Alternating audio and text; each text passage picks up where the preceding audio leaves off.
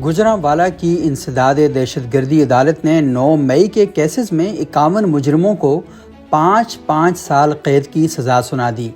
ATC عدالت کی جج نتاشا نسیم سپرا نے جیل کورٹ روم میں مقدمے کا مختصر فیصلہ سنایا۔ عدالت نے 51 مجرموں کو 8 مختلف دفعات کے تحت 5 سال قید اور 20,000 روپے جرمانہ کی سزا سنائی۔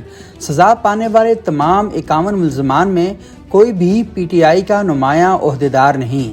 ان مجرمان کو جائے وقوع اور وقوع کے بعد ویڈیوز اور جیو فینسنگ کی مدد سے گرفتار کیا گیا تھا۔ دوران ٹرائل 119 گواہان نے بیانات قلم بند کروائے، جبکہ مقدمے میں بانی PTI عمران خان، شاہ محمود قریشی اور پرویز الہی بھی نامزد ہیں۔ مقدمے میں عمر ایوب، علی امین گنڈاپور، حماد اظہر، زین قریشی اور زرتاج گل سمیت PTI کے 70 رہنما عدالتی مفروض